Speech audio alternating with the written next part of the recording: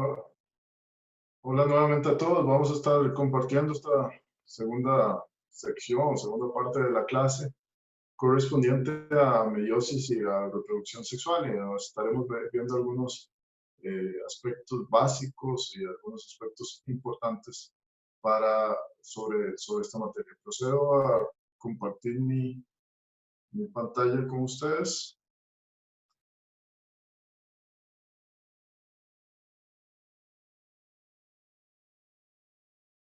Ok, perfecto. Entonces ya ustedes están observando mi pantalla. Excelente.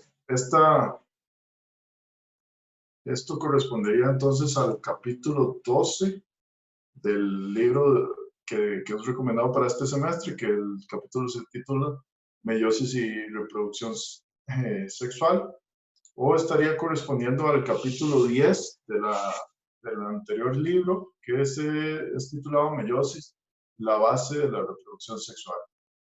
Sobre este capítulo, básicamente estaríamos trabajando sobre tres preguntas: cómo se produce la reproducción sexual o cómo produce la reproducción sexual la variabilidad genética, cómo, cómo produce la división celular meiótica, variabilidad genética, células haploides, y cómo producen la meiosis y la unión de gametos descendencia variable genéticamente. Entonces, sobre esos tres aspectos estaríamos trabajando. Vean que esto resume muy bien uno de los principales aspectos que tenemos, que es la variabilidad genética. Entonces, para responder la primera pregunta, cómo produce la reproducción sexual la variabilidad genética, vamos a conversar sobre los diferentes aspectos.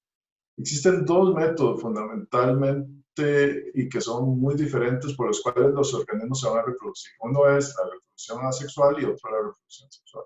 La reproducción asexual va a producir una descendencia genéticamente idéntica, que básicamente es lo que estuvimos discutiendo en la clase anterior sobre la división celular mitótica. Y por otro lado, tenemos la reproducción sexual, que produce descendencia a través de la unión de gametos. Los gametos son producidos por una forma muy especializada de división celular, que es la conocida como meiosis, que es básicamente sobre lo que estamos o vamos a conversar en la presente clase. Hay varias formas en que se pueden producir variabilidad genética. Una se origina como mutaciones en el ADN. Recordemos que los genes, que son secuencias de ADN de cientos a miles de nucleótidos de largo, y que cada gen va a ocupar o va a estar en un lugar específico, que lo conocemos como locus o como loci en plural en el cromosoma. Los cromosomas eucariotas tienen secuencias de nucleótidos similares, pero no son idénticos en sus genes. Y las secuencias que son ligeramente diferentes de un gen en los diferentes cromosomas es lo que denominamos como alelos. Los alelos, que son formas alternativas de un mismo gen, ya estuvimos hablando de eso, que están ubicadas en diferentes cromosomas, estos alelos van a provenir de mutaciones, que estas mutaciones pueden ocurrir de dos maneras.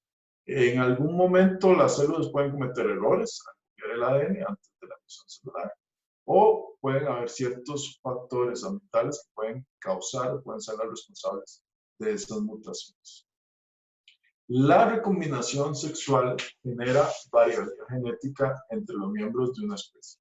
Los cromosomas eucariotas suelen aparecer en pares que contienen información genéticamente similar. Es decir, por eso nosotros hablamos de que nosotros somos dos genes, y es porque poseemos dos copias del mismo cromosoma.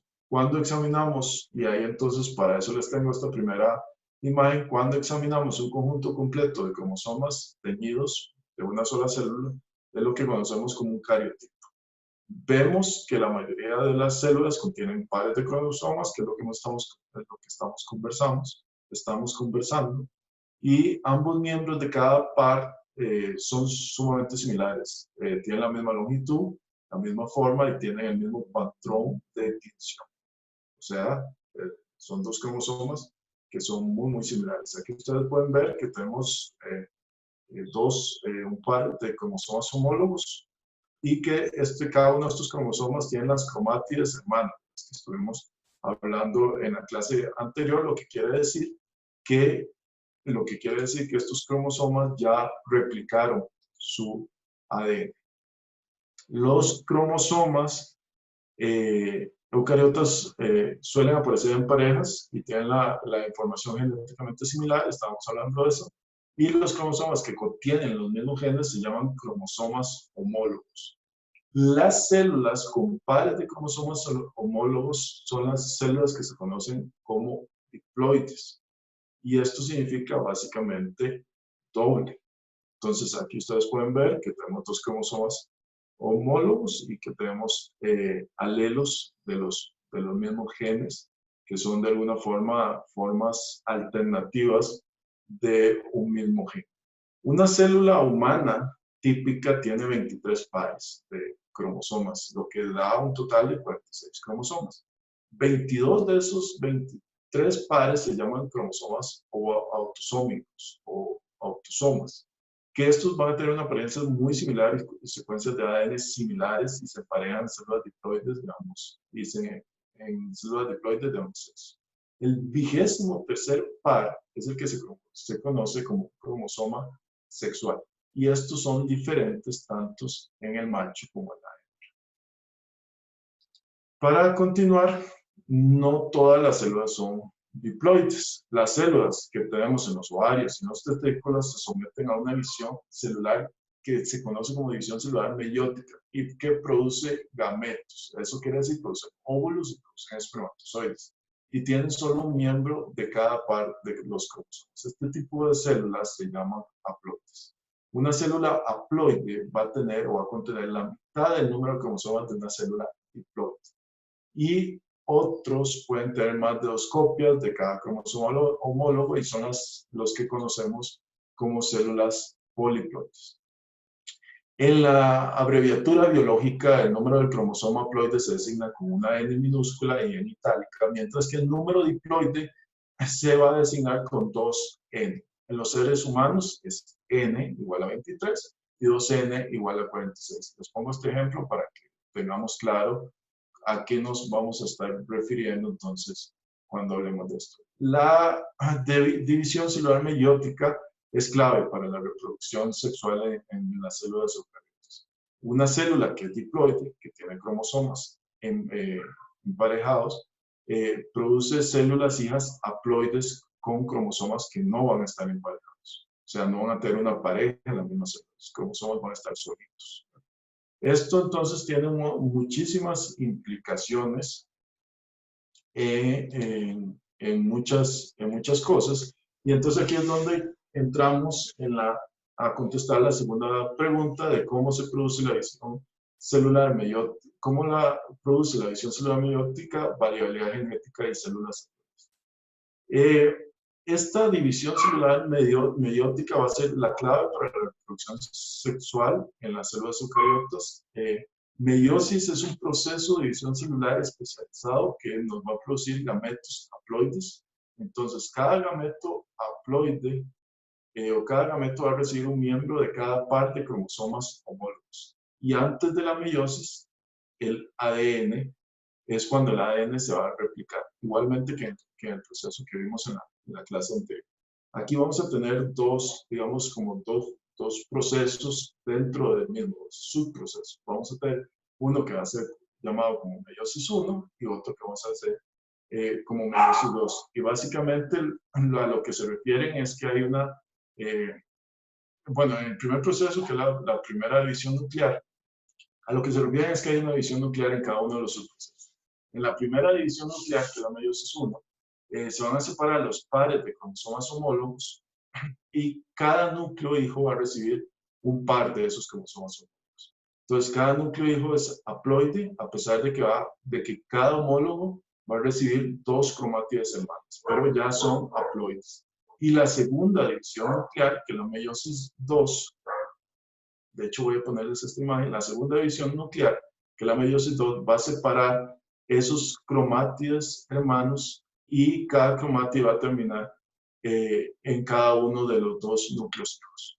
Entonces pueden ver que en la primera división, en la meiosis 1, separamos los cromosomas homólogos y en la segunda meiosis o en la meiosis 2 vamos a separar los cromátides hermanos, que recuerden que es una cromátide hermana. Al final de la meiosis vamos a tener entonces cuatro núcleos hijos que van a ser haploides y cada uno va a tener una copia de cada cromosoma homólogo. La división celular meiótica normalmente va a producir 4 células haploides a partir de una célula madre que va a ser una célula diploide. Y entonces aquí es donde ya comenzamos a revisar propiamente el proceso. En la meiosis 1 se van a separar los cromosomas homólogos en 2 núcleos hijos que van a ser haploides. Las fases de la meiosis tienen los mismos nombres que las fases de la mitosis, son similares, solamente que van a estar seguidas por el número 1, por el número 2, para distinguir las dos divisiones nucleares de las que ya estuvimos conversando. La duplicación de estos cromosomas va a tener lugar antes de la etapa inicial de la meiosis 1. Ahí es donde ya están duplicados los cromosomas. Y las cromátides hermanas de cada cromosoma se unen entre sí igualmente en el centrómero, que esto es exactamente lo mismo de lo que habíamos conversado en nuestra anterior clase. Entonces, durante la fase 1, los cromosomas homólogos se van a emparejar y van a intercambiar ADN. Y esto sí que es diferente. Entonces, parte de las diferencias y de las cosas importantes cuando hablamos de meiosis. Los cromosomas homólogos se van a emparejar. Y en la mitosis, los cromosomas homólogos se movían independientemente unos de otros. Entonces, aquí no. Aquí los cromosomas homólogos, que ya están replicados, digamos, ya su ADN se replicó, y ya están formando esas cromátides hermanas. Entonces, recuerden que tienen aquella apariencia de 4. Esos 2 se van a emparejar. Y van a haber proteínas que van a unir las cromátides homólogos maternos y paternos para que se alineen con procesión a lo largo de toda su longitud. Un homólogo materno va a ser contribuido por el óvulo y un homólogo paterno va a haber sido contribuido por el esperma. Estas proteínas y enzimas de unión luego se van a retirar, pero dejan unos cruces, que esos cruces es lo que conocemos como quiasmas en singular o quiasmatas en plural, que es donde los cromosomas homólogos, tanto materno como paterno, intercambian partes. Y entonces en esta parte donde ellos, y les pongo ya entonces esta imagen, en esta parte donde ellos intercambian partes, donde ustedes lo pueden ver, es lo que se conoce como entrecruzamiento. Ese entrecruzamiento es un intercambio mutuo de las secciones de cromátides correspondientes y por lo tanto, por supuesto que se intercambian ADN entre los cromosomas homólogos maternos y paternos. Esto no sucede en la mitosis, recuerden. Ellos estaban independientemente. Aquí en esta meiosis 1, ellos se van a unir, se van a entrecruzar y van a intercambiar partes en el quiasma, en un proceso que conocemos como entrecruzamientos. Y entonces tenemos un cromosoma homólogo de origen paterno y un cromosoma homólogo de origen materno.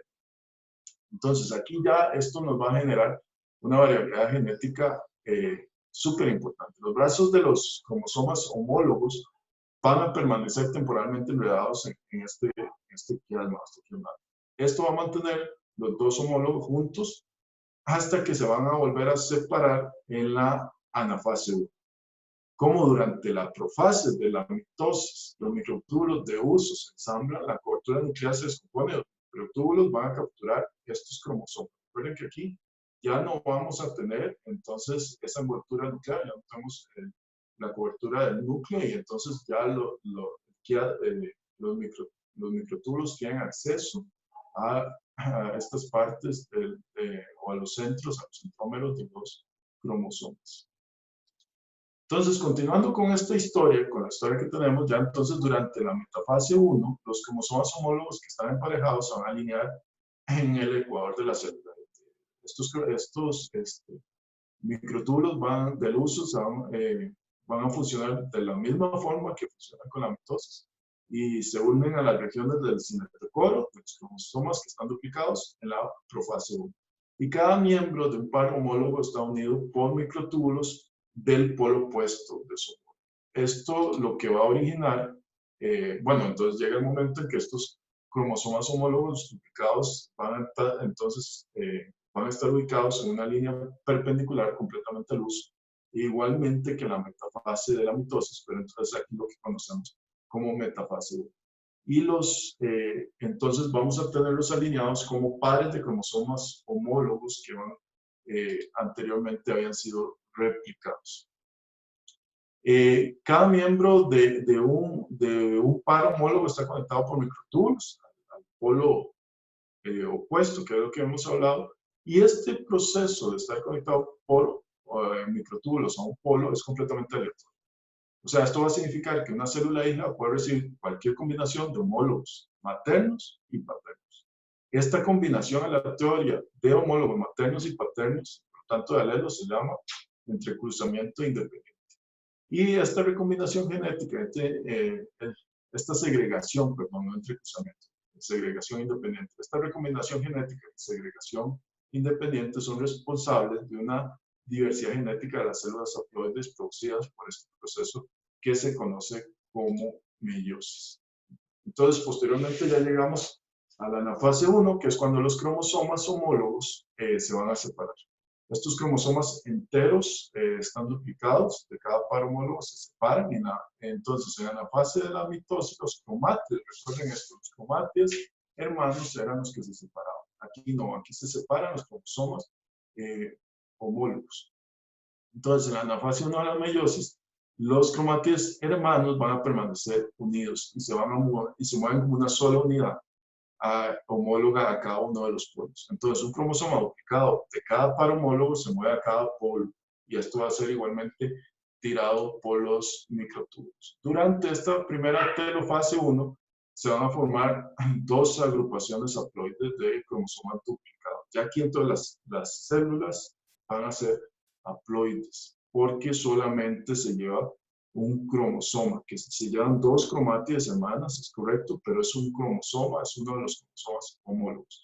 Y esto lleva parte del otro cromosoma que se fue a la otra célula por este proceso del que estuvimos discutiendo, que se conoce como entrecruzamiento. El grupo de cromosomas en cada polo va a contener un miembro duplicado de cada par de cromosomas homólogos. Y cada agrupación va a contener, por lo tanto, el número haploide, incluso a pesar de que cada homólogo consta de dos cromátides hermanos. Durante esta telofase 1, los microtúbulos del uso van a desaparecer, la citoquinesis suele ocurrir durante la telofase 1, la envoltura nuclear podría eventualmente reformarse, la telofase 1 generalmente seguido inmediatamente por la meiosis 2, o sea, aquí no tenemos un descanso, no hay una interfase, ¿verdad? Los cromosomas no se van a replicar entre la meiosis 1 y la meiosis 2. Eso es muy importante. Los cromosomas solamente se van a replicar antes de la meiosis 1 y dos células haploides van a resultar de la meiosis 1. Ahora sí, entonces pasaríamos a la meiosis 2. Durante la meiosis 2 es cuando se va a producir en cada una de las dos células haploides en cada una de las dos células haploides producidas durante la meiosis 1. O sea, la meiosis 2 se produce en dos células. La meiosis 1 se produce en una sola. Durante esta meiosis 2, los cromátides hermanos, o sea, recuerden que eran los cromátides, un solo cromosoma, aquí estamos hablando de células N, son los que se van a separar. Y se separan en un proceso que es prácticamente idéntico a la mitosis. Pero recuerden que aquí la célula es N y no es 2N. Debido a que esta célula es haploide, no hay un homólogo en la célula como sí lo hay en la mitosis. Y eso es muy importante que lo tengan bien presente. Vamos a tener una profase meiótica 2, que si se descondensan, los cromosomas se recondensan. Si se llegaran a descondensar, los microtúbulos del uso se vuelven a formar, capturan un cromosoma duplicado, los cimatocoros de los cromátides en cada cromosoma se van a unir por los microtúbulos a los polos opuestos.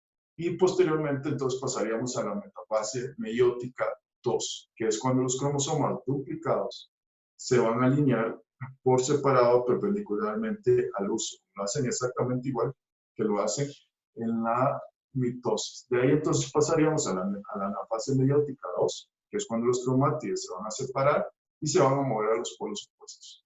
Y ahí ya tendríamos la telofase meiótica 2, que es la que pueden ver aquí, que es cuando se produce la citoquinesis, las membranas nucleares se vuelven a formar, los cromosomas son descondensados. Y la otra cosa es que las dos divisiones nucleares de la meiosis producen 4 células haploides, entonces ustedes al final pueden tener 4 células haploides a partir de una sola célula haploide. Y es así entonces como terminaría este proceso en esta segunda división nuclear, o lo que es conocido como meiosis 2. Entonces, ¿cómo produce la división celular meiótica variable genética de células haploides? La división celular mitótica y la división celular meiótica tienen similitudes y diferencias en la forma en que se produce. Y es ahí donde ustedes, en el capítulo ustedes también tienen acceso, si no tienen acceso a este cuadro, yo se los voy a dejar, donde pueden hacer una serie de comparaciones tanto entre la mitosis y la meiosis. La variabilidad genética entre los organismos es esencial para la supervivencia en un entorno que siempre va a ser un entorno cambiante. Las mutaciones van a producir nuevas variaciones, pero son ocurrencias relativamente raras. Las mutaciones no ocurren normalmente, digamos, bueno, sí ocurren normalmente, pero no logran estabilizarse de forma normal en una célula. Entonces, la variabilidad genética que se produce de una generación a la siguiente resulta casi en su totalidad de la meiosis y de la reproducción sexual. Es ahí donde está la clave para que exista esta variabilidad genética. La mezcla, y les cuento algunas cosas, digamos, la mezcla de los homólogos crea nuevas combinaciones de cromosomas. La alineación aleatoria y la separación de los cromosomas homólogos en la metafase 1 meiótica y en la anafase 1 aumentan la variación enormemente. ¿Cuál de los dos homólogos de cada cromosoma tienen un polo en particular y por lo tanto una célula hija en particular? Eso es un proceso que es completamente aleatorio. Entonces eso quiere decir que el número de combinaciones de cromosomas posibles, básicamente 2 a la n, donde n va a ser el número de pares homólogos. Y para que tengan una idea, nada más es un dato, digamos, curioso en los seres humanos que tienen 23 pares de cromosomas, entonces esta variedad independiente de homólogos puede crear gametos con 8 millones, o sea, 2 a la 23 combinaciones posibles de cromosomas. Entonces vean que es impresionante la cantidad de posibilidades que abren estos procesos y estas opciones, ¿verdad? Entonces, para que ustedes tengan una idea de cómo se genera la variabilidad genética y las increíble cantidad de combinaciones y posibilidades que tenemos. Este entrecruzamiento va a crear cromosomas con nuevas combinaciones de genes. Dos miembros, por ejemplo, de un par de cromosomas homólogos, les pongo esto para que ustedes también tengan una idea de esto. Dos miembros de un par de cromosomas homólogos pueden tener diferentes alelos. Si lo hacen, el entrecruzamiento crea una recombinación genética, la formación de cromosomas con combinaciones de alelos que difieren de los de cualquiera de sus padres. Eso es lo que genera la recombinación genética. O sea, vamos a tener alelos completamente diferentes y el entrecruzamiento asegura esta variabilidad genética. Y posteriormente la fusión de gametos, porque estos gametos deben fusionarse en algún punto para poder crear nueva vida, va a añadir aún más variabilidad a la descendencia. Durante la fertilización, dos gametos, cada uno con una combinación única de alelos, por las razones que ya hemos conversado, se fusionan para formar una descendencia diploide. Entonces ahora ya llegamos a que cada gameto por sí solo puede tener 2 a la n combinaciones posibles. Pero la fusión de gametos de los individuos, por tanto, puede crear 2 a la n por 2 a la n del otro gameto, combinaciones posibles. Esto nos genera, para que tengan una idea, gametos de dos seres humanos podrían producir alrededor de 64 billones de combinaciones diferentes. Eso para mí es un dato impresionante. Entonces, vean que la otra vez la posibilidad o la variedad que puede producir es impresionante. Y la fusión tomada junto con el cruce asegura que cada individuo humano prácticamente sea genéticamente único. Es por eso que ustedes de alguna forma pueden parecerse a sus papás, pero son completamente diferentes. Entonces, este es el proceso maravilloso de la meiosis, durante el cual tiene eventos particulares que producen que haya una variabilidad genética y que nosotros no seamos clones, digamos, de nuestros padres o de nuestro origen. Entonces, fue un placer haber compartido con ustedes. Mi nombre es Gilbert Alvarado y quedo a disposición de ustedes para cualquier consulta, duda o que tengan durante el proceso, durante la clase. Realmente fue un placer compartir con ustedes. Muchas gracias y seguimos en contacto, seguimos aprendiendo. Muchas gracias.